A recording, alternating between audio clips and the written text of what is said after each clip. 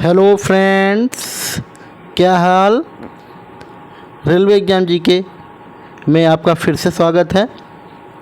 Friends, हम लोग railway में इतिहास के जो महत्वपूर्ण क्वेश्चन लगभग बार बार पूछे जाते हैं और बहुत इम्पोर्टेंट है, उसी के आज हम सीरीज लेके आए हैं विथ डिटेल। ठीक है, देखते हैं ये सारे प्रश्न रेलवे में पूछे जा चुके हैं और एक प्रश्न के बजाय हम लोग 10-10 एक्स्ट्रा क्वेश्चन करेंगे। चलिए बिना टाइम वेस्ट करते हुए आगे बढ़ते हैं हम लोग।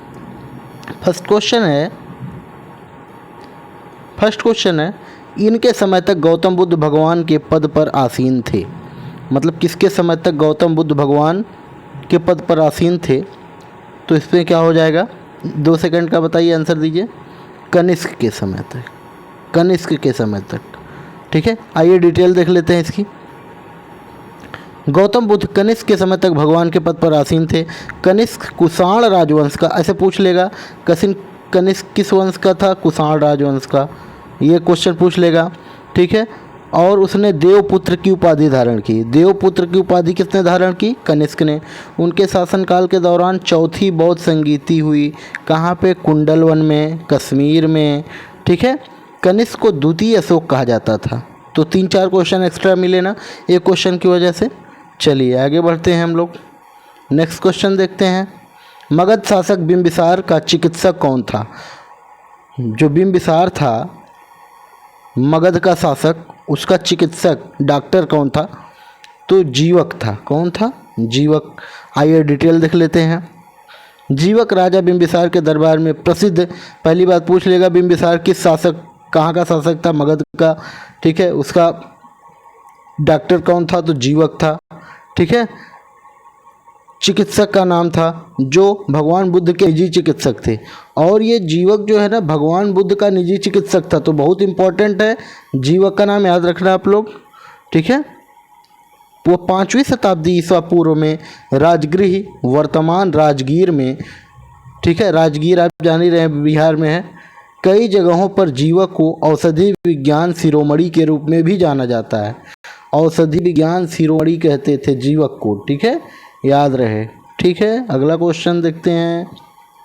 प्रागैतिहासिक काल में ओल्ड स्टोन एज को संदर्भित करने के लिए आमतौर पर किस शब्द का प्रयोग किया जाता है।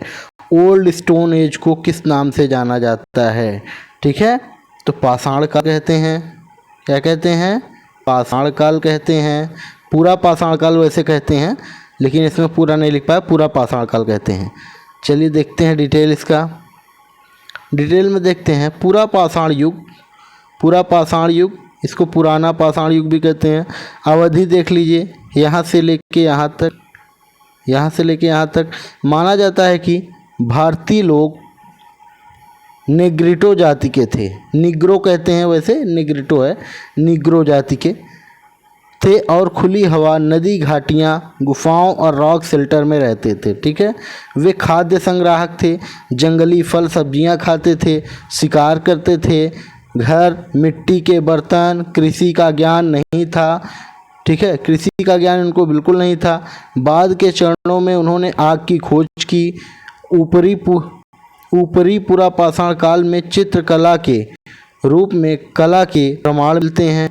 मनुष्य बिना पॉलिश किए खुरदुरे पत्थरों जैसे हाथ की कुल्हाड़ी, चाबर, ब्लेड, बारिन, स्क्रैपर्स का इस्तेमाल करते थे। चलिए अगला क्वेश्चन देखते हैं। अगला क्वेश्चन क्या है, निम्नलिखित में से किस सुल्तान ने बेरोजगारों को रोजगार प्रदान किया। तो किस सुल्तान ने बेरोजगारों को रोजगार प्रदान किया था, तो आप डिटेल देख लीजिए, खुद ब खुद समझ जाएंगे। रईसों और धर्मशास्त्रियों के प्रति सुलह नीति, कार्यालयों में वंशानुगत नियुक्ति की प्रणाली को फिर से शुरू किया। अलाउद्दीन खिलजी के पक्ष में नहीं थी। ठीक है, अलाउद्दीन खिलजी के समय में जो नहीं थी, वो इस शासक के समय थी। कौन था वो शासक, आगे देखते हैं। सरकारी अधिकारी के वेतन में वृद्धि किया, दासों का कल्याण सुनिश्चित किया, अलग सरकारी विभाग, दीवाने बंदगान बनाया, दीवाने बंदगान बनाया। ठीक है, क्या बनाया, दीवाने बंदगान बनाया। उसने रूढ़िवादी इस्लाम का समर्थन किया। ठीक है, जजिया लगाया, गैर मुसलमानों यहाँ तक कि ब्राह्मणों पर भी लगाया। उसे कई शिक्षण संस्थानों और मस्जिद, महल और किलों की स्थापना का श्रेय दिया जाता है। उसे बेरोजगारों को रोजगार के अवसर के लिए प्रदान किया जाता है। अतः ये कौन सब किया? फिरोज शाह तुगलक ने। तो कौन सा ऑप्शन सही हो जाएगा? बेरोजगारों को रोजगार देने वाला फिरोज शाह तुगलक। ठीक है, आगे बढ़िए। नेक्स्ट क्वेश्चन देखते हैं। विजयनगर साम्राज्य के संस्थापक कौन थे? तो आपको पता है, बहुत बार ये क्वेश्चन पूछा जाता है, हरिहर और बुक्का। हरिहर और बुक्का। तो चलिए, हरिहर और बुक्का विजयनगर साम्राज्य की स्थापना 1336 में की थी। उन्होंने अपने गुरु विद्यारण्य की प्रेरणा से विजयनगर में संगम वंश का शासन शुरू किया। किस वंश थे ये? हरिहर वंश। ये सब हरिहर बुक्का लोग किस वंश थे? संगम वंश से। और हम्पी को अपनी राजधानी बनाया। ठीक है, राजधानी। इस वंश का प्रथम शासक हरिहर था। विजयनगर साम्राज्य 1649 तक अस्तित्व में था। इस दौरान 4 राजवंशों ने शासन किया था। उसी दौरान कौन कौन से? विजयनगर के समय संगम वंश, सुलु वंश, तुलु वंश, अरविदु वंश। ठीक है, चलिए आगे बढ़ते हैं। अगला क्वेश्चन देखते हैं। निम्नलिखित में से किस समाचार पत्र की स्थापना राजा राम मोहन राय ने की? तो बंगदूत जो समाचार पत्र था उसकी स्थापना राजा राम मोहन राय ने की थी। डिटेल देख लेते हैं। बंगदूत, ये इम्पोर्टेंट है, क्वेश्चन फिर से पूछ सकता है। बंगदूत अखबार की स्थापना राजा राम मोहन राय ने की थी। ये 1822 में कलकत्ता में 4 भाषाओं में, अंग्रेजी, बंगाली, ये इम्पोर्टेंट है। बंगदूत कितनी भाषाओं में? 4 भाषाओं में। कहाँ? अंग्रेजी, बंगाली, फारसी, हिंदी में प्रकाशित हुआ। ठीक है, और इसी में देखिए एक बॉम्बे टाइम है, बॉम्बे टाइम भी है। बॉम्बे टाइम किसने किया? तो बॉम्बे टाइम बारे में देखिए, बॉम्बे टाइम की स्थापना रॉबर्ट नाइट और थॉमस बेनेट ने की थी। ठीक है, एक है बंगाल गजट। बंगाल गजट के बारे में देख लीजिए। बंगाल गजट की स्थापना जेम्स ऑगस्टन हिक्की ने की। ठीक है, और एक है राष्ट्रगोप्त अखबार, इसको दादा भाई नौरोजी, बहुत इंपॉर्टेंट है, दादा भाई नौरोजी से क्वेश्चन पूछे जाते हैं। राष्ट्रगोप्तर अखबार किसने शुरू किया? तो दादा भाई नौरोजी ने। ठीक है, चलिए आगे बढ़ते हैं। जिन्ना को हिंदू मुस्लिम एकता का दूत किसने कहा? तो जिन्ना को हिंदू मुस्लिम एकता का दूत किसने कहा? तो आइए डिटेल देख लेते हैं। दिसंबर 1916 में अखिल भारतीय मुस्लिम लीग, ठीक है, और कांग्रेस की लखनऊ में बैठक हुई। 1916 में कांग्रेस की लखनऊ वाली जो बैठक हुई, यहाँ जिन्ना के अथक प्रयासों के कारण था कि कांग्रेस पहली और आखिरी बार अलग निर्वाचन क्षेत्र पर सहमत हुई। जिन्ना बार बार चाहते थे कि अलग निर्वाचन क्षेत्र हो मुसलमानों के लिए। जिन्ना के इन प्रयासों की सराहना करने के लिए सरोजनी नायडू द्वारा उन्हें हिंदू मुस्लिम एकता के राजदूत की उपाधि दी गई। ठीक है, तो सरोजनी नायडू ने इन्हें, कौन? सरोजनी नायडू ने। ठीक, चलिए आगे बढ़ते हैं। अगला देखते हैं। निम्नलिखित में से सुमेलित कीजिए। ये कुछ हैं, आपको मिलान करना है, कुछ घटनाएं हैं। ठीक है, आपको मिलान करना है। देखिए, जैसे अहमदाबाद मिल हड़ताल कब हुआ, खेड़ा सत्याग्रह कब हुआ, जलियांवाला बाग कब हुआ, चंपारण कब हुआ। तो कुछ इंपॉर्टेंट इसके आंसर आप याद कर लीजिए अच्छे से। ठीक है, जैसे आप देख सकते हैं, अहमदाबाद मिल हड़ताल 1918 में हुई थी। ठीक है, खेड़ा पता ये गुजरात में है ना, ये 1918 में ये भी हुई थी। जलियांवाला बाग हत्याकांड तो फेमस है 1919 में। चंपारण सत्याग्रह, गांधी जी का पहला सत्याग्रह था ना, तो 1917 में। ये डेट याद रखिएगा। ठीक है, चलिए आगे बढ़ते हैं। निम्नलिखित में से कौन सा भारत सरकार अधिनियम 1919 की मुख्य विशेषता नहीं है? तो भारत शासन अधिनियम 1919 से क्वेश्चन पूछे जाते हैं। तो आइए हम भारत शासन अधिनियम 1919 देख ही लेते हैं, तब इसका आंसर करते हैं। ठीक है, भारत सरकार अधिनियम 1921 में भारत सरकार अधिनियम, भारत शासन अधिनियम 1919 से लागू हुआ। ये 21 गलत लिख गया है, में भारत शासन अधिनियम लागू हुआ। इसमें हुआ क्या था देखिए, द्वैध शासन यानी dual government, dual administration, British Bharat के प्रांतों के लिए भारत सरकार अधिनियम द्वारा शुरू की गई दोहरी सरकार की एक प्रणाली। ठीक है।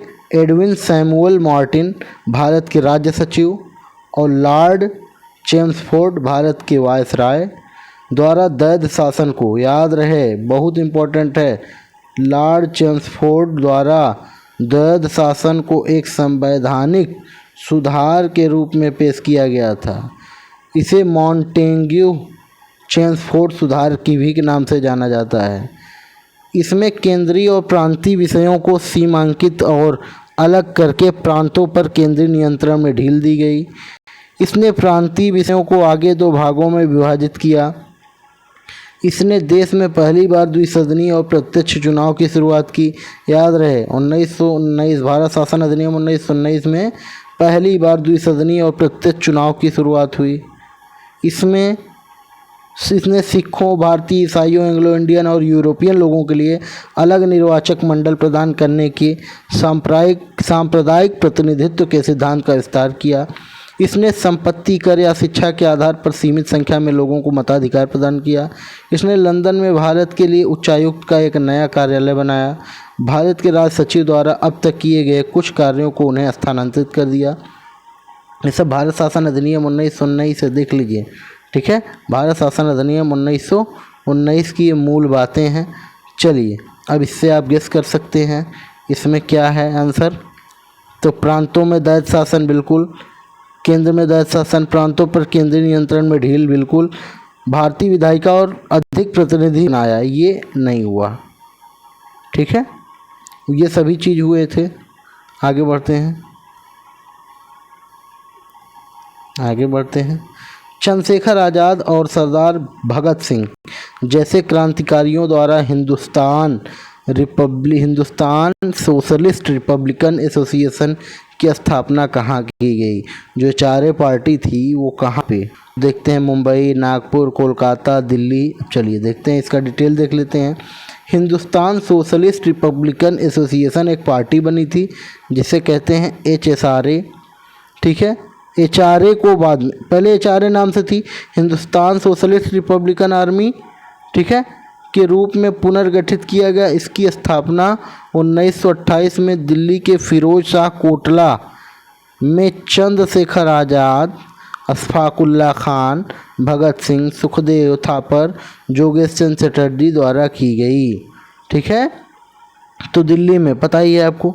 HRA की स्थापना अक्टूबर 1924 में। HRA हिंदुस्तान रिपब्लिकन एसोसिएशन अलग था, फिर उसी को 1928 में HSRA बना दिया गया, हिंदुस्तान सोशलिस्ट रिपब्लिकन आर्मी। ठीक है। चलो अब इसको देखो। तो HRA की स्थापना 1924 में पूछा जाता राम प्रसाद बिस्मिल, जोगेश चंद्र चटर्जी और सचिन सान्याल द्वारा कानपुर में की गई थी, जिसका उद्देश्य औपनिवेशिक सरकार को उखाड़ फेंकने के लिए एक सशस्त्र क्रांति का आयोजन करना, उसे स्थान पर संयुक्त राज्य अमेरिका के संघीय गणराज्य की स्थापना करना, जिसका मूल सिद्धांत होगा एक वयस्क मताधिकार। तो इसमें क्या होगा, कौन सा ऑप्शन सही हो जाएगा? कहाँ पे? दिल्ली में। कहाँ पे? दिल्ली में। केवल डी आंसर सही हो जाएगा। ठीक है। दिल्ली में पूछा है ना। हिंदुस्तान रिपब्लिकन एसोसिएशन की सोशलिस्ट रिपब्लिकन एसोसिएशन की स्थापना दिल्ली में हुई, दिल्ली के फिरोज शाह कोटला मैदान में हुई। तो केवल ऑप्शन डी सही है। ठीक है। आगे चलिए। HRA जो है इसके बारे में थोड़ा और देख लीजिए। HRA वही हिंदुस्तान रिपब्लिकन एसोसिएशन पार्टी की बात हो रही है। HRA ने इलाहाबाद के अलावा आगरा, कानपुर, वाराणसी, लखनऊ, शाहजहांपुर और सहारनपुर में भी केंद्र बनाए। इसकी कलकत्ता और देवगढ़ में बम निर्माण इकाइयाँ भी थी। इसके बम बनाने कलकत्ता और देवगढ़ में इसके लिए बम बनते थे। सान्याल ने पार्टी के लिए क्रांतिकारी शब्द शीर्षक से एक घोषणा पत्र तैयार किया। सान्याल ने, याद रखना, सचिन सान्याल। ठीक है। इसने सार्वभौमिक मताधिकार की मांग की। यह सामग्री भारत के लिए एक समाजवादी समाज का समर्थन करती है। उत्तर भारत के कई शहरों में पर्चे बांटे। 1924-25 में कई युवा लोग पार्टी में शामिल हुए, जिनमें प्रमुख थे भगत सिंह, सुखदेव, चंद्रशेखर आज़ाद। चंद्रशेखर आज़ाद के नेतृत्व में HRA का नाम बदलकर HSRA, याद रहे, HRA का ही नाम बदलकर HSRA चंद्रशेखर आज़ाद के नेतृत्व में किया गया। ठीक है, आगे बढ़ते हैं प्लीज़। क्वेश्चन ख़त्म हो गए। अब आप लोग अगर हमारा वीडियो ज़रा भी पसंद आया हो तो सब्सक्राइब कर लीजिए। इसी तरह हम अलग अलग सब्जेक्ट और मिक्स सीरीज लेके आते रहते हैं, डिटेल में क्वेश्चन लाएंगे। ठीक है, एक क्वेश्चन के पीछे आपको कई क्वेश्चन याद होंगे। ठीक है, ज़रा भी अगर कोई हमारी कमी रही हो तो आप प्लीज़ कमेंट करके ज़रूर बताइएगा। तब तक के लिए बाय बाय।